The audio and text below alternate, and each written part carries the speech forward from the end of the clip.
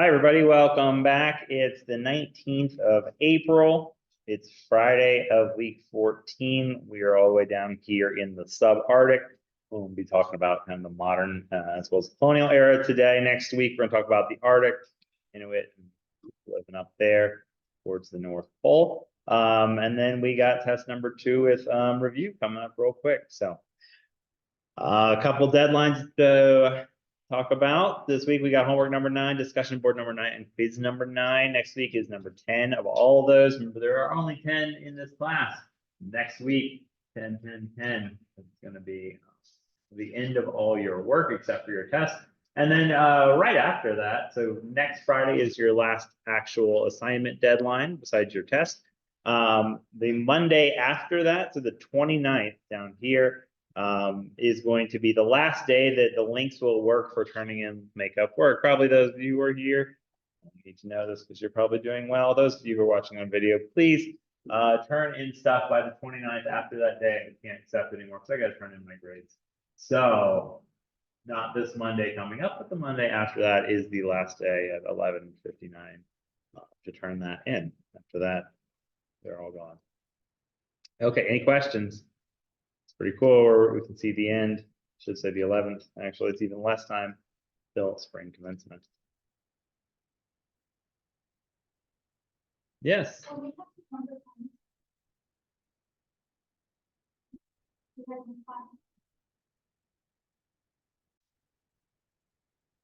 Okay, we are back.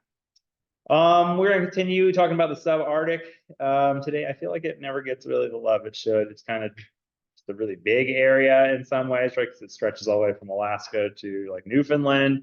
But it's also kind of like, sandwiched in between the high plains and the Northeast on one side and the Pacific coast cultures on the other, and the kind of the Inuit and the Arctic. So it often doesn't get kind of the love it should. And so I think it's kind of interesting to pay attention a little bit more to it. Last time we kind of ended on this, the Vikings. Someone tell me a little bit about the Vikings. Why is this an interesting case study in the history of colonialism in North America?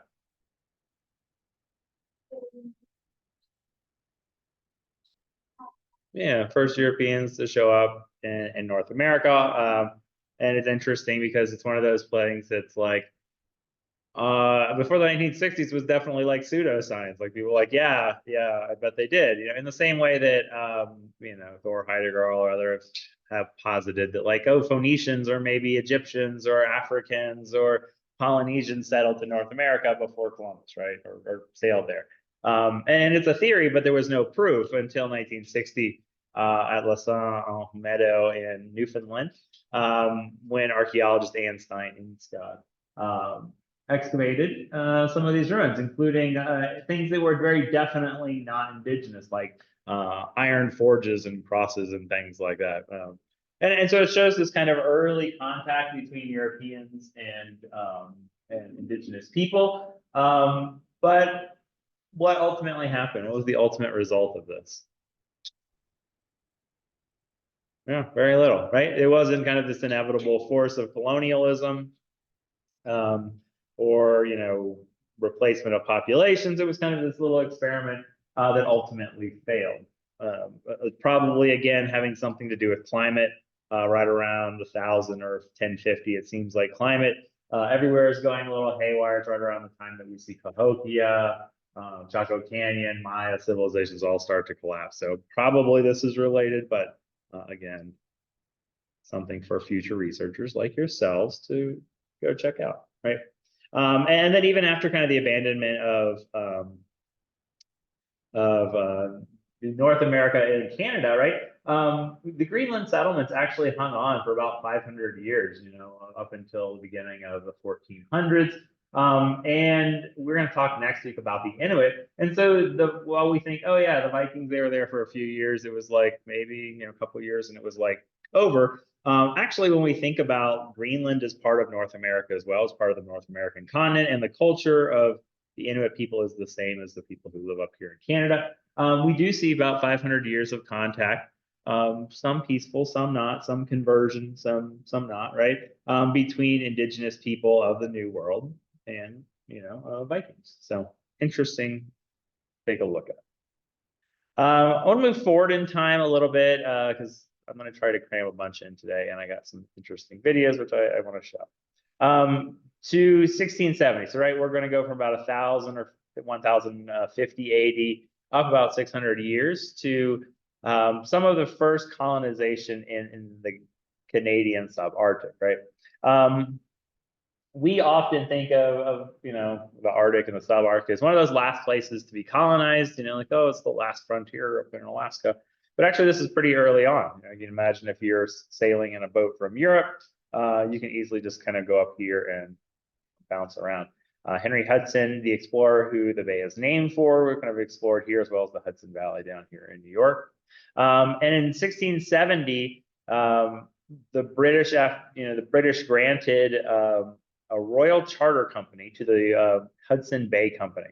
And it's still a company in existence today. And it's very similar to, if you know what the East India Company is. Maybe you heard of that? What is that? What is a royal charter company? How is it different from maybe a normal company? Funded by the government. It was funded by the government. And how is it different from maybe a corporation today, like than Walmart? Well, it's not as different from Walmart.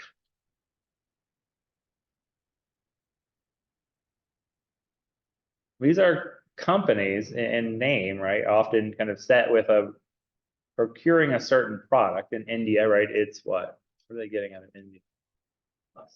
Spices, tea, mostly tea, right? British love tea. And what are they getting up here in the Hudson Bay area? It says on the slide. Furs, yeah. And so they would basically charter these companies to exploit a certain resource, and they would give them territorial rights over that area. So you're still within the British Empire, the British Crown, but basically you are de facto your own colony. And this is actually for almost 200 years, from 1670 to 1870. They were their own basic colony up there, right? They with their own system of government, their own law enforcement, oftentimes fighting with the indigenous people. This is the whole area which encompasses the drainage basin of the Hudson Bay, which means all the rivers from the headwaters of all the rivers that flow into Hudson Bay was within their territory. And this actually is going to play a part in the last slide we'll talk about today, with kind of Northeast Quebec. And they set up these kind of factory towns or kind of outposts, which are these really interesting colonial kind of slice of life, where you have these colonial officials, you have Canadian mounted police, but you also have indigenous people from these kind of local communities coming in to sell their fur. And basically they had their own currency system, which was based on the beaver pelt, right? Like the beaver standard, like how they used to have the gold standard, right? They had a standard unit of, well, you could come into a store in any of these outposts and you could have beaver pelts to sell, or moose pelt or something like that. And they'd be like, oh, I want a shotgun. They'd be like, oh, that's 50 beaver pelts. Or I want some canned goods. That's 25 beaver pelts or something like that, right? So there was all kind of set on this beaver standard. We're gonna watch the whole thing because it's a little long. But there's a documentary from 1942. So this is pretty early on, 80 something years ago. It's pretty old, but it's also one of the first color documentaries made about this kind of topic. So I think it's kind of interesting, and I think being in color definitely makes it seem a little bit more recent. But it's just kind of a brief glimpse inside what life would have been like for an indigenous Cree fur trapper. This was like 1942 again, so 80 years ago, up here, kind of on the edge of this is James Bay, kind of down here in the southern part of the Hudson Bay Company. Yeah. So let's take a look at share my screen. Okay.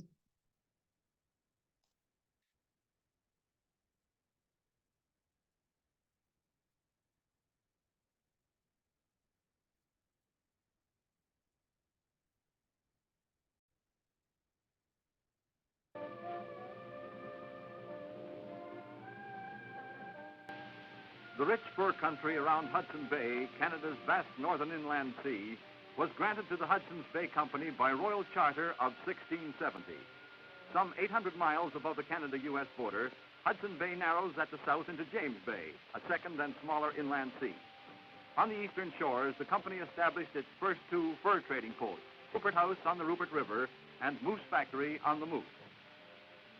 Of Moose Factory, the company annals tell 1671, established by Pierre Esprit Radisson.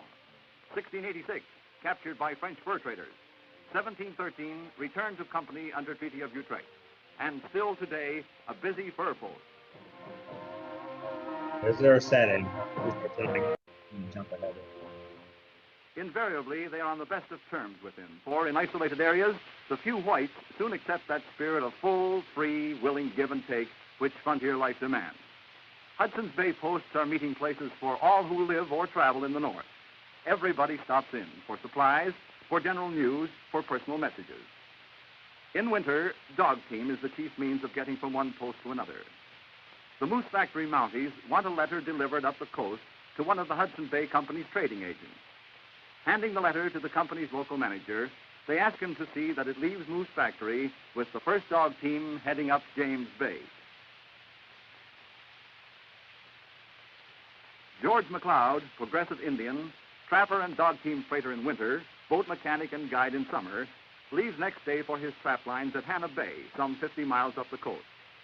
The manager arranges with George to take the Mounties' letter and also to freight some supplies for the company over the first lap of the journey up James Bay.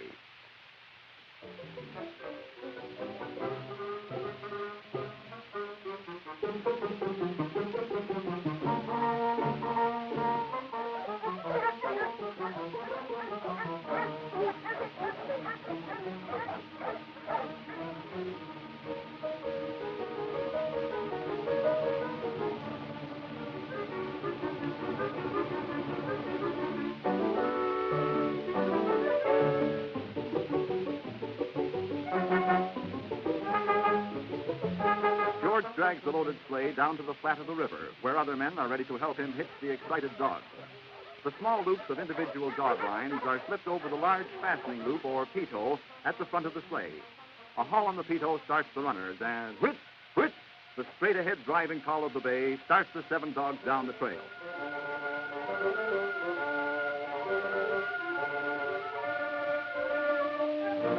Fan-hitched, as teams are in Canada's eastern Arctic, where travel is over open, treeless space, George's dogs go past the settlement and near his home on its outskirts.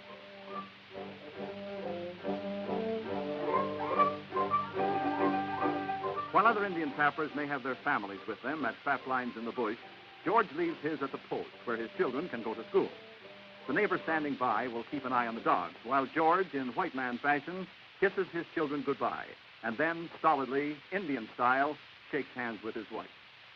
Along the shores of the bay and of every stream flowing into it, high tides thrust up ridges of ice, apt to catch the runners of a loaded sleigh. Stuck sleigh and tangled lines invite a fight, and the dogs, fresh and excited, are white for once. Drivers are always on the alert for fights at the start of a trip. They can't have lame, chewed-up dogs on the long, hard, lonely winter trail. He goes out on scrap lines. I want to show you a little bit of the scrapping. Order quickly restored, the driving call of hurrah, hurrah turns the team left along the tide mark of the Moose River, where high tides have overflowed and frozen between Moose Factory and Rupert House, with an Indian population of 5 or 6 families. The team approaches the bank on which, among the small Indian tents and beside the larger trading tent, is Hannah Bay's one building, the shack where the trader lives. Men away on trap lines, only women, children, and the aged are in camp. To hear the team and to see who is arriving, they come from their tents among the teepee-like winter wood piles. But Edward Corson, trading agent for the Hudson's Bay Company, is already greeting George, and they enter the floored tent where Corson deals in camp trade goods, so Indians don't have to make the long trip to Rupert House or Moose Factory every time they need supplies. Seeing where George has gone, the Hannah Bay natives return to their stove-warm tents. Inside the unheated trading tent, George examines some new traps, arranges for the care of the dogs while he is away on his lines, explains about the company's supplies he has freighted up, and delivers the Mountie's letter. Pitching camp at Hannah Bay, George's days become like those of any of the Indians who are the only trappers in the district.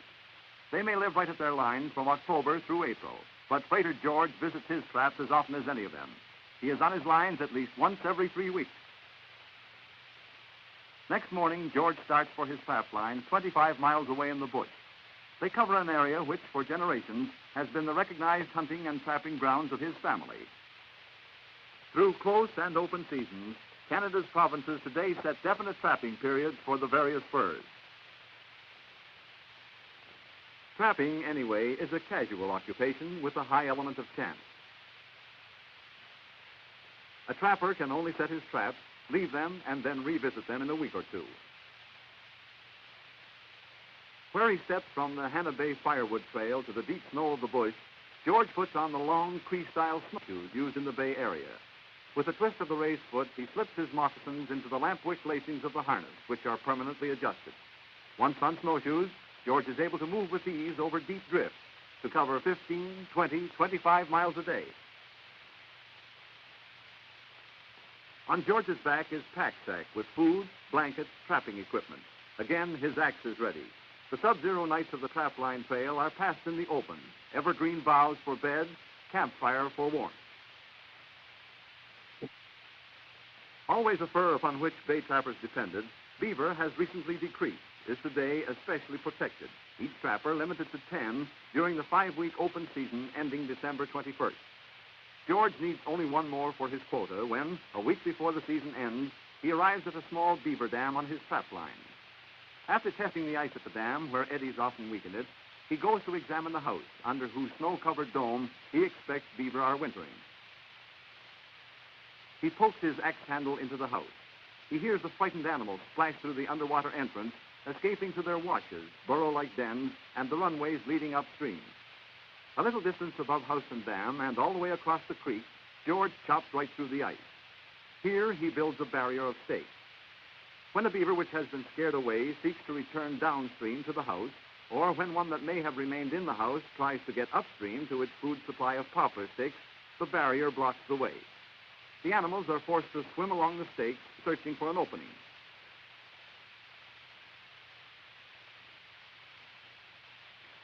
George has left such an opening at one side. Here he chops the larger hole for the trap and sharpens a sturdy willow with which to stake it in the stream. As the trap beaver is powerful, he makes sure the anchoring chain is securely tied to the willow. Bait is not necessary. The gap in the barrier forces the animal to pass over the trap and risk being caught.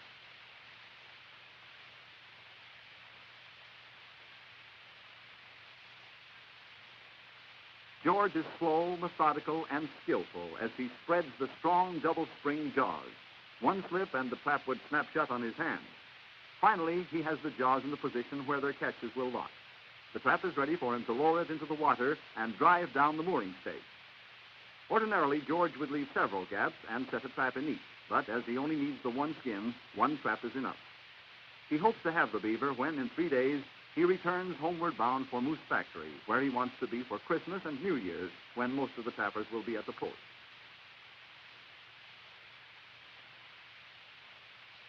Earlier, George has seen signs of mink further up the creek and has set traps there for... And there's more of that if you're interested. Actually, let's take a look just real quick. After he catches his beaver. He has caught his beaver. He skins it immediately. Then, with twine, he laces the skin to a willow hoop. This is usually the Indian women's work, but when alone, and they have to, Indian men can do it too.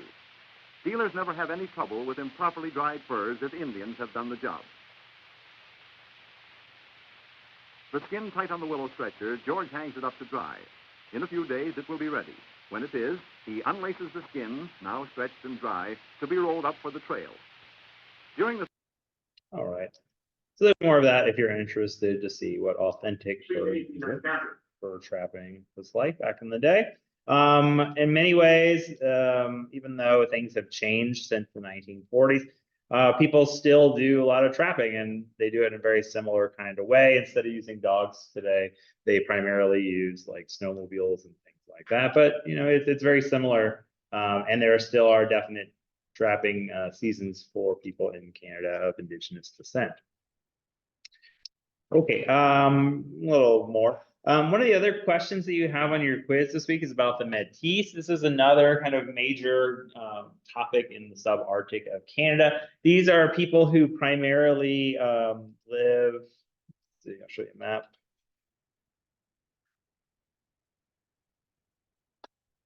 Over in this part of Canada, so it's in the subarctic as well, kind of onto the edge of the high plains.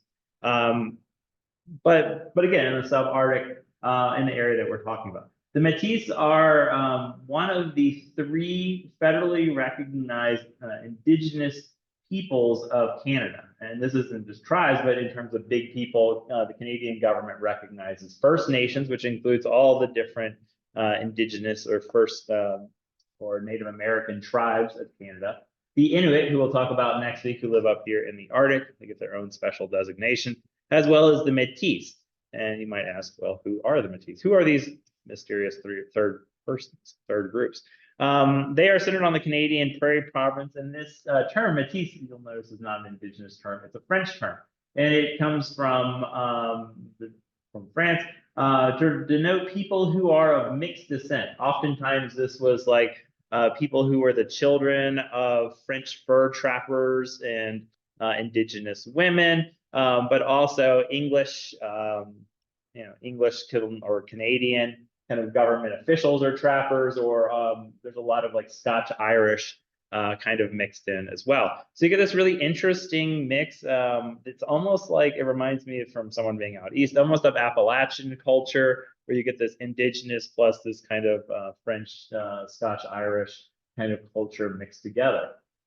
And more than just being mixed, right? These people have what we would call an anthropology specific ethnogenesis, like in the 1800s, by like the mid 1800s, came to think of themselves as distinct cultural group, right? That we are Métis, we have our own culture, our own way of life, and actually fought a number of rebellions against the Canadian central government, which is why they are, of course, now recognized.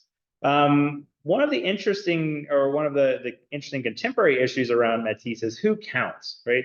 The Canadian government recognizes some Métis. This is very similar to issues we've been talking about throughout the rest of the semester. Let me a map. Where are you?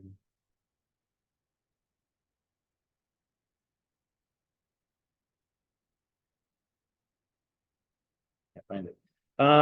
There is a reservation over here in Manitoba, the Red River settlement over here, in which the Canadian government recognizes Métis as an organized group, and they recognize their government, interact with them the way that they interact with other indigenous groups.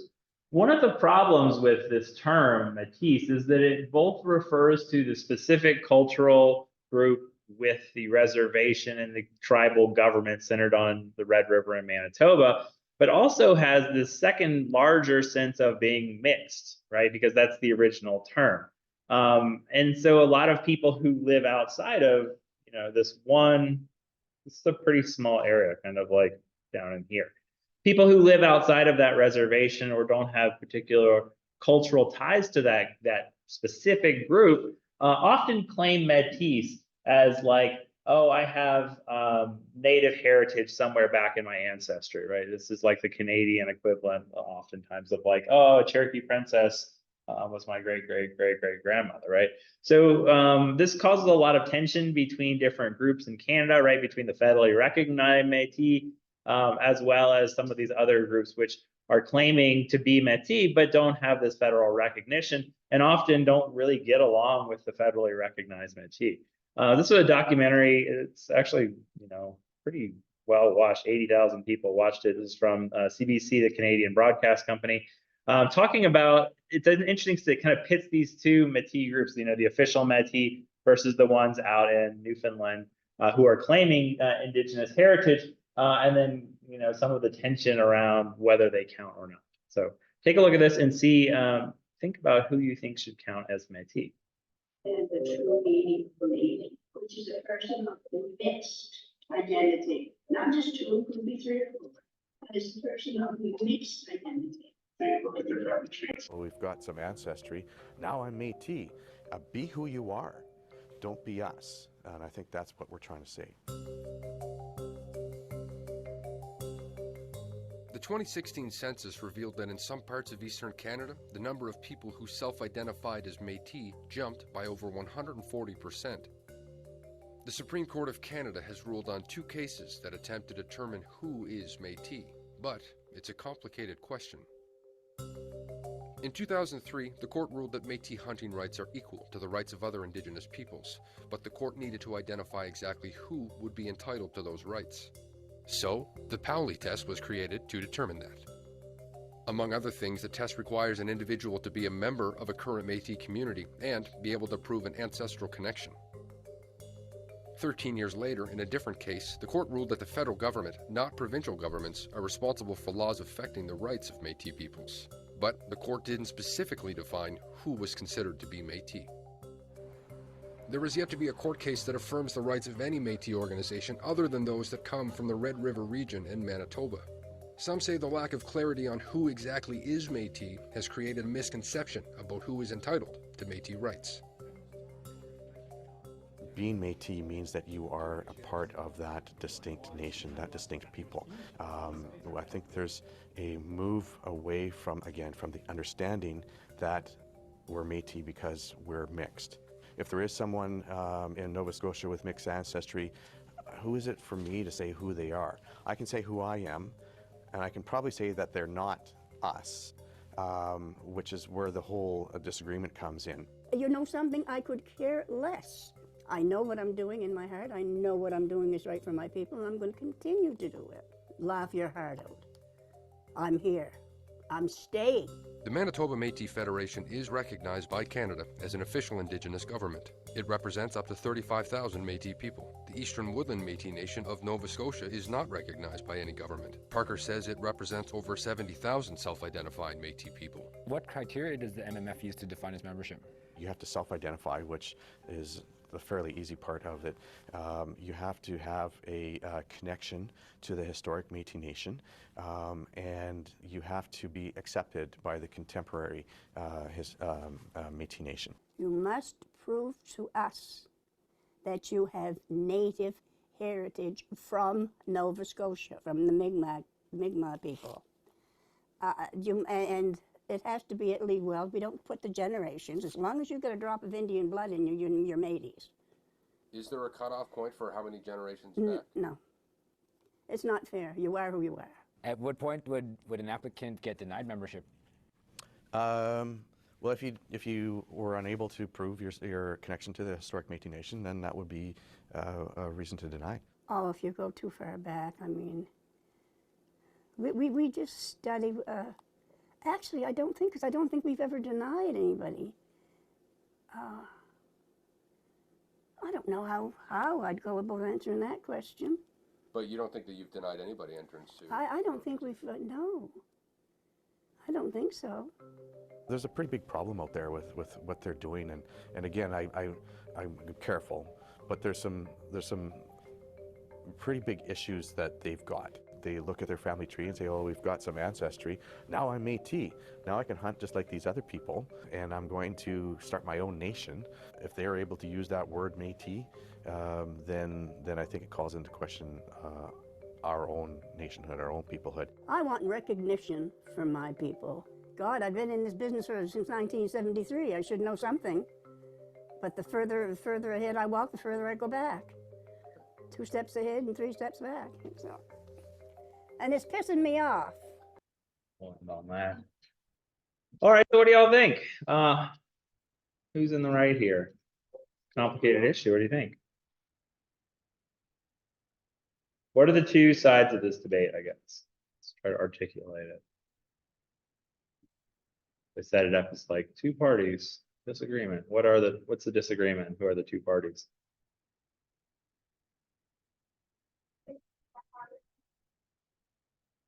Yeah, right. The Métis groups that are recognized, the Red River Federation over in Manitoba. That's the guy with the shaved head and the vest on, versus who's the not recognized ones. Okay, see. Woodland, the Woodland group of Nova Scotia, Woodland Métis, which is all the way over here, right? Again, not in the kind of Métis homeland. And so what do they claim, right? So the Manitoba group says we are Métis and nobody else is Métis, right? We are the official, everybody else is something else, right? You can be whatever you want, just don't be us. And the Nova Scotia crew says what? What's their claim? Why do they claim to be Métis, even though those people in Manitoba say not so much?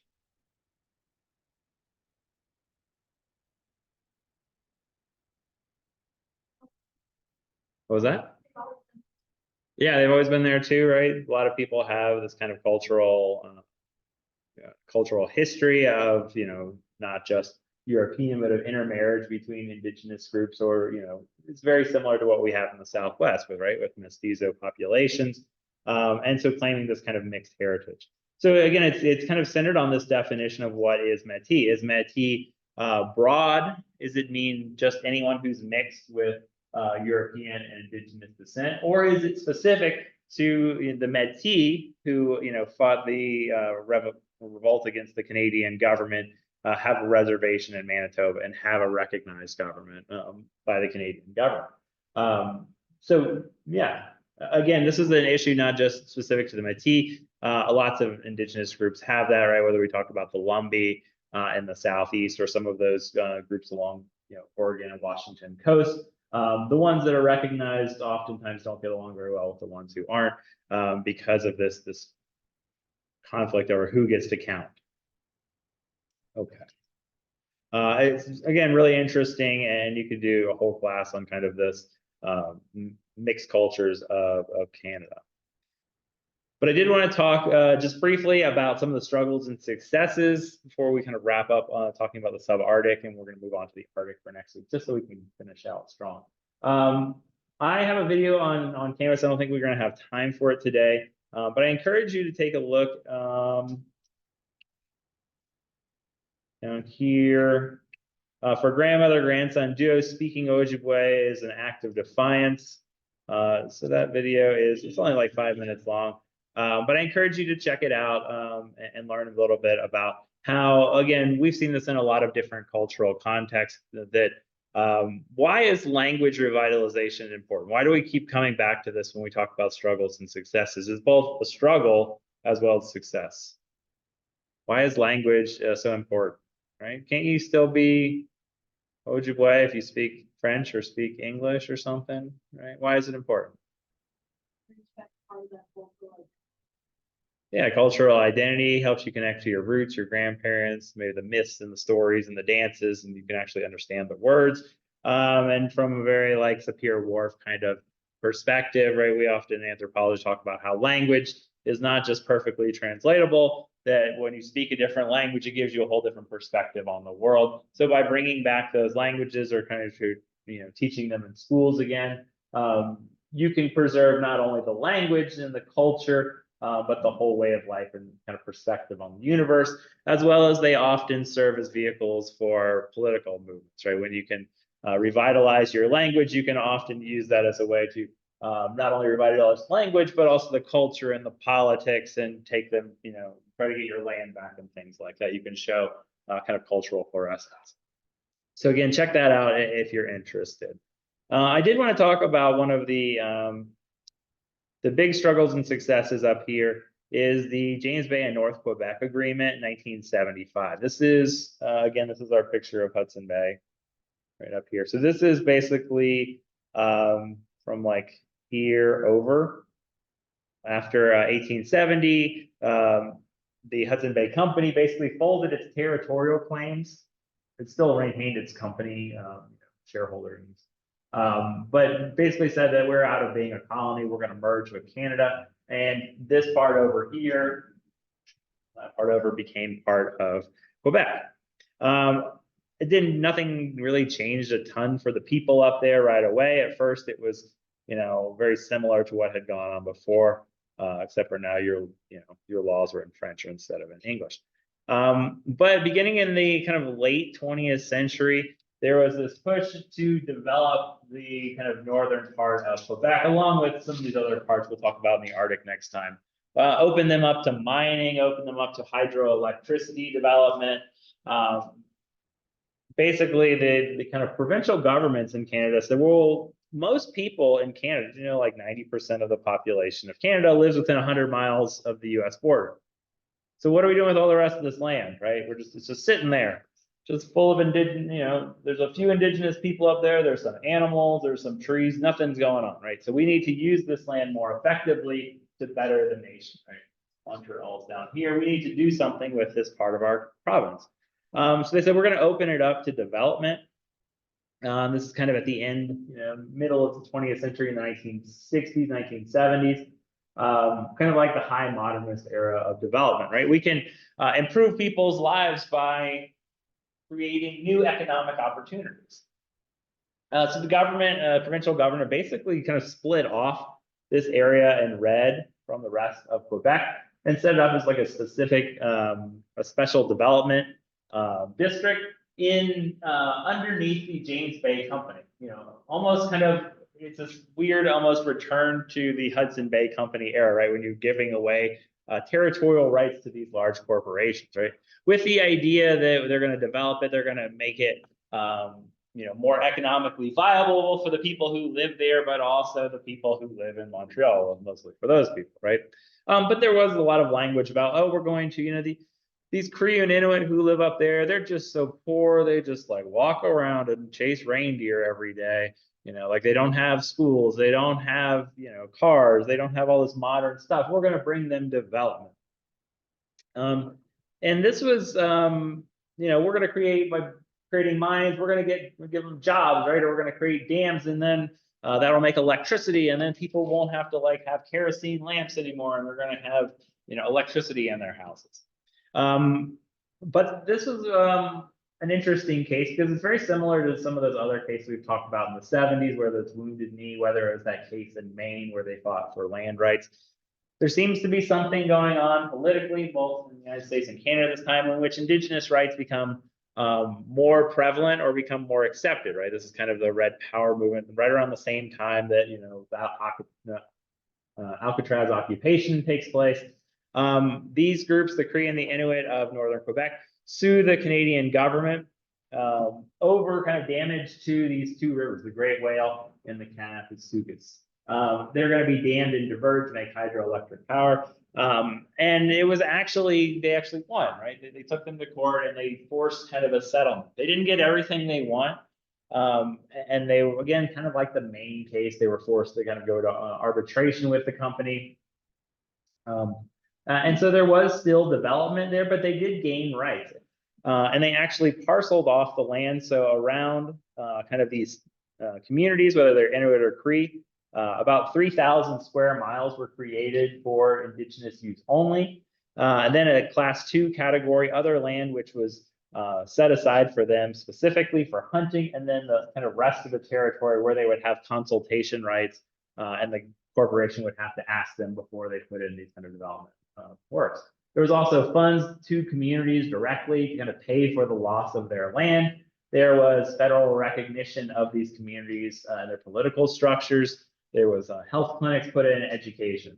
So it was, again, one of these kind of like good and bad scenarios, right? These are communities that were definitely very impoverished, that were lacking a lot of these resources, and then they gained them through this settlement. It was actually notable because it was the first treaty the Canadian government signed with an Indigenous group since the 1920s. So it was kind of the beginning of the modern era of this renegotiation of colonial sovereignty or Indigenous sovereignty. But again, they gave up large parts of the land that they traditionally claimed. So we'll end with this. I think we got time for it. Show you a little bit of a trailer from a movie about the James Bay settlement. And you'll hear some of these guys who are now kind of older. They were like young leaders at the time of these groups, kind of reflecting back on the settlement and how you can kind of tell they're both like, they're torn, right? It was both good and bad. And you can hear this kind of in their reflections of the story. So we'll take a look at this and then we'll wrap up for the day.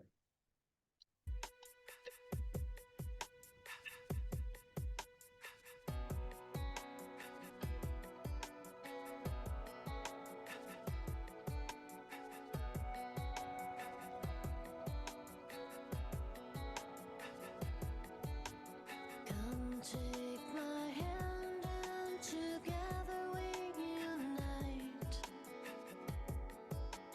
Come take my hand and our friendship will ignite. I'll show you my car. Thus the James Bay Power Development, which he said his government is going ahead with. The James Bay development involves greater power potential than the present Labrador development, a deep-sea port, drastic changing of rivers flowing into the bay, and a spin-off that includes mining developments. Its estimated cost is $6 billion. The Crees were excluded from economic development in the territory, from governance of the territory, from administration of the territory. Everything was decided by non-natives in the South. My phrase at that time was, let's give our people a way of life that they have known all their lives. And that's the traditional way of life. The life to hunt, fish, and trap. Yet at the same time, give them an opportunity to enter into the modern industrial society if they want. I remember when Robert Wawasa was interviewed, and one of the people said, "Well, what about those Indians living in the James Bay project? Did you consult them?" He says, "No, we didn't have to." He says, "Well, we just give them a welfare check, and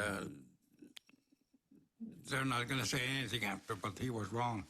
There wasn't a single Cree who wanted a hydroelectric project.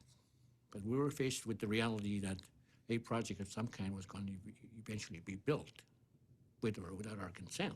The governments always told the Crees, you have no rights. You are squatters.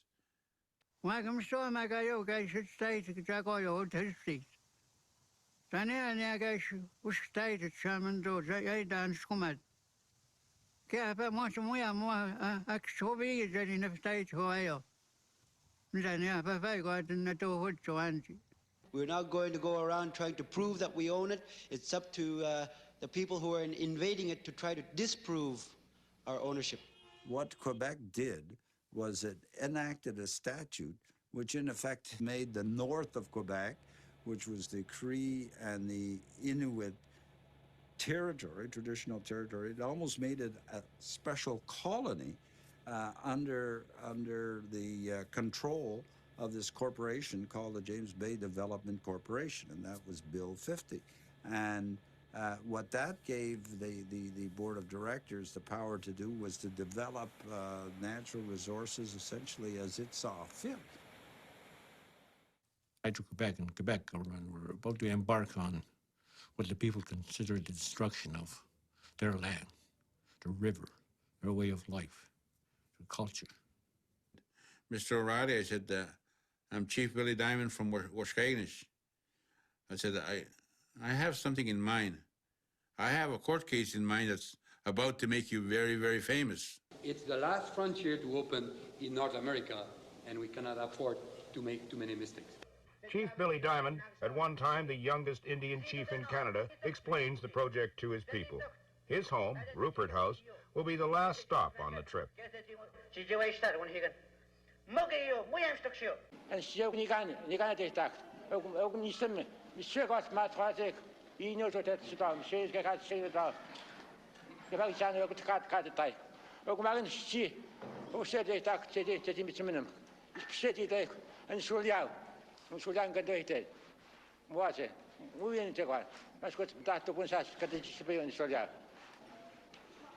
The land was never won in battle. The land was never given away. The land was never surrendered. So the only thing that happened was the land was stolen, and what is stolen must be returned.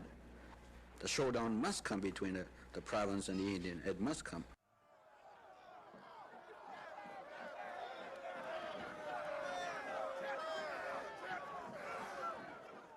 He worked all of November to prepare legal proceedings against the government of Quebec, the government of Canada, plus all the crown corporations like Hydro-Quebec and James Bay Development Corporation, James Bay Energy Corporation. We put them all in one package. We did not differentiate. We put them all in one package. Then we said, okay, we'll sue them all. We'll go to court. The Indians and Inuit of northern Quebec in December 1972 went to Superior Court in Montreal in an effort to bring the giant project to a halt. It was an 11-point offer. It was a $100 million offer, and we were not happy with it. It did not contain the issues that we wanted to see. And we said, no way, no way. Said, we're walking out of here today, but we're not going to have an agreement today. We're walking out of here with our heads held high. We govern ourselves the way we want to in accordance with our own customs, our own laws, and our own ways. Rights with regards to hunting, fishing, and trapping, that to the greatest extent possible, that we should continue and maintain those rights which we had before, whether they were recognized or not. We finally began to hear, what else do you want to discuss?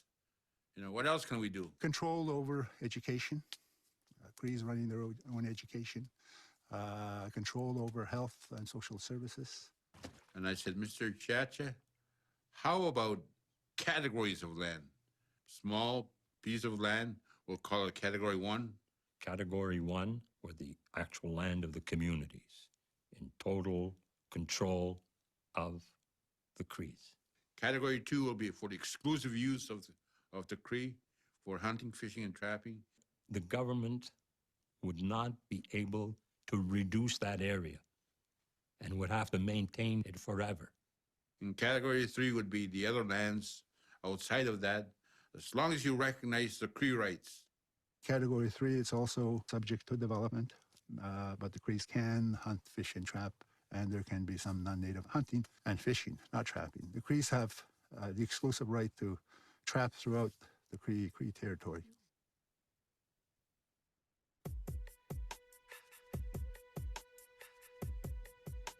The Cree people first opposed the James Bay Hydroelectric project because they felt that their way of life was threatened. Since the announcement of the project, we have gone through a court action, and now we have finished negotiations, and we are prepared to sign a final agreement. Well, I had the mixed emotions. Mixed emotions were, have I done the right thing for the people of the Cree Nation? Are they going to be better off, or are they going to be worse off? But I knew that deep down this was the right thing for the Cree people. I knew that this was going to be the catalyst that was going to push us forward. All right. So again, you can kind of see how there's no easy answers for these kind of things, right? You have to negotiate with the government to get recognition, but in order to do that, you end up giving away lots of your land. So trying to do what's best for your people in the long. Well, that's all the time that we have for today and for this week. Next week, we're going to do our last area with the Arctic. We'll do homework number 10, quiz number 10, discussion board number 10, and then we'll very quickly get to test number 2, and we'll be done for the semester. Remember, not this Monday coming, but the Monday after is also the last day to turn in any late work. And if you're one of the 5 people who still haven't given your presentation in the class, next week will be your last opportunity to do that. Okay, thanks so much for hanging out on a Friday afternoon. I'll see you all next week.